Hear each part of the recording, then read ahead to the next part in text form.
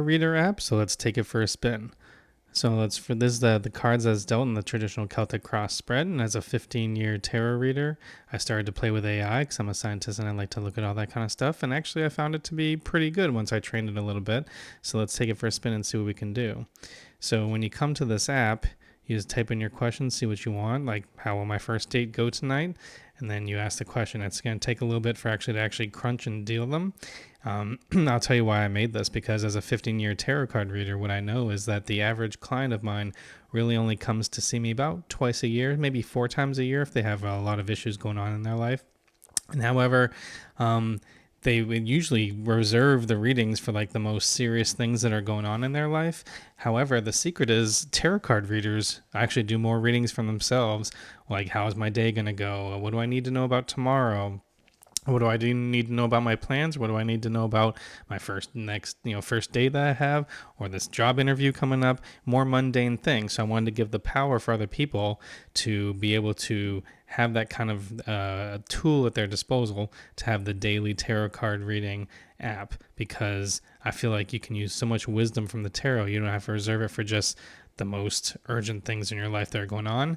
And that's why I'm not afraid of AI, because I don't think it's going to replace tarot card readers for those urgent type of topics or those really pressing issues, the big readings. But on a daily day basis, if you want to read just like a tarot card reader does, I think this is a fantastic tool.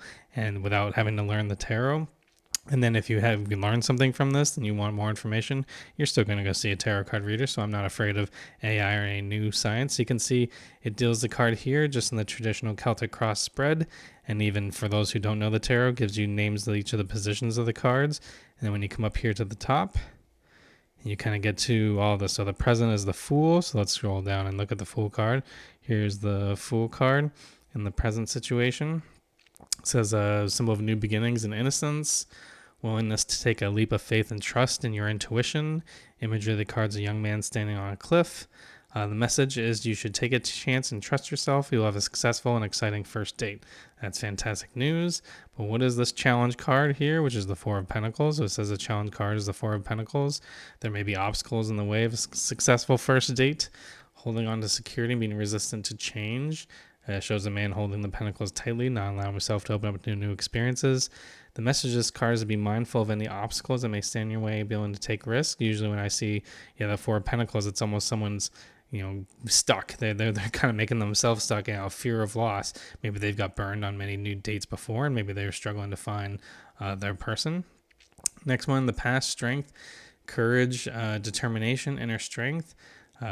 To show you may courage to take on any challenges. Woman holding the jaws of a lion. And then it really tells you to use your inner strength to have a successful first date. So maybe you've had some struggles or some disappointments in the past, and now you're really up for the challenge. And let's see, the next card is the Queen of Cups. Use your intuition. Shows her holding a cup. Is to follow your intuition heart when it comes to this date. I think that means that you'll definitely know emotionally whether you resonate with that person pretty quickly, if that's going to be a success, if that's going to be worth your time or not worth your time. And then the outward energy of this one is the above energy, is the Page of Pentacles. Practicality and planning. So you may obviously take time and prepare for the first date. Try not to wing it. And below is the Hermit. And what does the Hermit say? So the Hermit says this card is wisdom and introspection. Take time to reflect what you want out of the first date and trust your wisdom, and that way it can feed your intuition, so you'll get a better vibe of what you want to do. But you can see how it's going to work out.